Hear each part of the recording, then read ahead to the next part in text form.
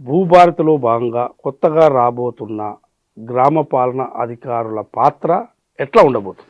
మనము ఒక 10 ఏళ్ల క్రితము తెలంగాణ రాష్ట్రం ఏర్పడుతున్నప్పుడు మీరందరికీ తెలుసు, భూ కార్వాన్ పేరుతోటి రాష్ట్రమంతా తిరిగి ప్రజలను అడిగినాం. కొత్త రాష్ట్రం ఏర్పడుతుంది, కొత్త ప్రభుత్వం రాబోతుంది కదా, భూములకు సంబంధించి ఏం చేస్తే బాగుంటుందని అడిగితే ఒక 10 అంశాలు చెప్పారు.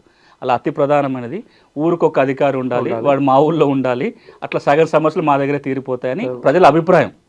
కానీ ఏదో ఒక కారణంతో ఆ వ్యవస్థ పూర్తిగా రద్దయిపోయింది 2020లో.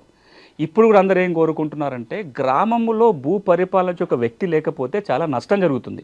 అది ప్రభుత్వ భూముల రక్షణ కావచ్చు, దరఖాస్తు పెట్టుకోవాలంటే పక్కన ఒక మనిషి లేకపోవడం కావచ్చు, చాలా కారణాలతోటి ఈ రోజున ప్రభుత్వం బలంగా నమ్మేది, ప్రజల అభిప్రాయం కూడా ఏంటంటే భూములను చూసే వ్యక్తి కూడా ఊళ్ళో ఉండాలి అనే ఆలోచనతోటి ప్రభుత్వం ఒక నిర్ణయం తీసుకొని గ్రామ పాలనా అధికారి పేరుతోటి మళ్ళీ గ్రామ స్థాయిలో భూ పరిపాలన చూసే వ్యక్తిని తేబోతున్నారు.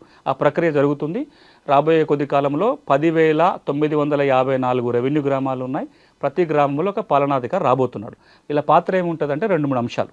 ఒకటి, ప్రభుత్వ భూములు, ఇతర భూముల రక్షణ. రెండోది, భూభారతి చట్టం కింద చాలా అంశాలలో నోటీసులు ఇవ్వాల్సి వస్తుంది. ఎంక్వైరీ చేయాలి, నోటీసులు ఇవ్వాలి. ఆ నోటీసులని పార్టీలకు అందియటం కావచ్చు, తేదీలు చెప్పటం కావచ్చు.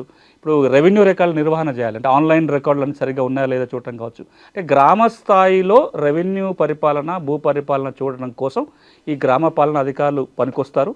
వాళ్ళ ద్వారా తప్పు జరగకుండా ఉండడం కోసం మాన్యువల్ రికార్డు ఏది ఉండదు, వాళ్ళ మీద అజమాయిషి ఉంటుంది. గౌరవ ముఖ్యమంత్రి గారు ఈ భూభారతి చట్టాన్ని లాంచ్ చేసి ఒక మాట అన్నారు, ప్రతి వ్యవస్థలో తప్పు చేసే వాళ్ళు ఉన్నారు, ఆ వ్యవస్థ అవసరం లేదో చూసుకుంటాం, తప్పు చేసే వాళ్ళని శిక్షిస్తాం తప్ప వ్యవస్థని రద్దు చేయకూడదు అని వారు అభిప్రాయం చెప్పారు. కాబట్టి ఈ రోజున భూ పరిపాలన చూసే వ్యవస్థ అవసరం ఉంది. ఆ వ్యవస్థ రాబోతుంది. దీని ద్వారా భూ సమస్యల సత్వర పరిష్కారానికి ఒక మార్గం ఏర్పడబోతుంది.